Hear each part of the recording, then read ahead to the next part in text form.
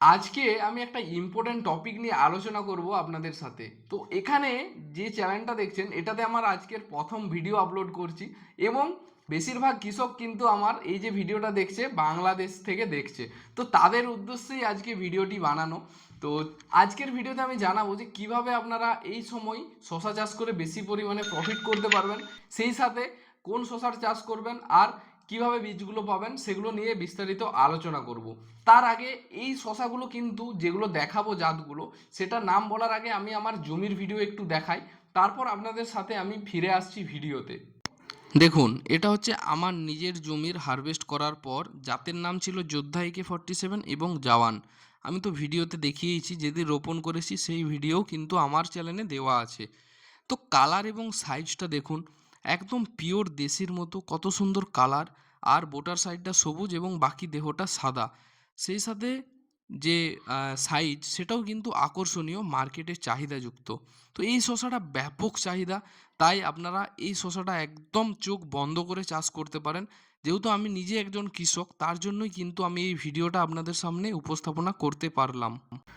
আমার নন্দীকেশি ইউটিউব চ্যানেলে আপনারা দেখেছেন যে এই জমির যেটা রয়েছে টোটাল 150 শতক, এখানে আমি একদম বীজ রোপণ থেকে সমস্ত কিছু আপনাদের সামনে আপডেট দিয়েছি এবং আজকে যেটা দিলাম যে ফল হারভেস্টের পর শসাটার কালার এবং সাইজ কি আছে। তো সম্ভবত এই যে শসার কালার ও সাইজ, এটা কিন্তু সমস্ত জায়গার চাহিদা বেশি থাকে আর একদম পিওর দেশি টাইপের হয়, তার জন্য খেতেও খুব স্বাদ এবং এটারই মার্কেটের চাহিদা সব থেকে বেশি থাকে। এবার বলি, এই ভ্যারাইটিগুলো কিন্তু এখনও চাষ করা যাবে এবং যদি আপনারা জানতে চান কতদিন চাষ করা যাবে, তাহলে এটার চাষ করার শেষ সীমা হচ্ছে আশ্বিন মাসের 15 তারিখ পর্যন্ত। মানে ওই টাইম পর্যন্ত কিন্তু আপনারা বীজ মাটিতে দিতে পারবেন।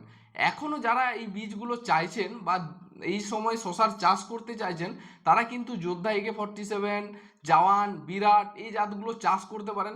এগুলো আমাদের এখানে কিন্তু অনেক দিন শেষ হয়ে গেছে, আমাদের এখানে মানে আমাদের ইন্ডিয়াতে কিন্তু অনেক দিন শেষ হয়ে গিয়েছে।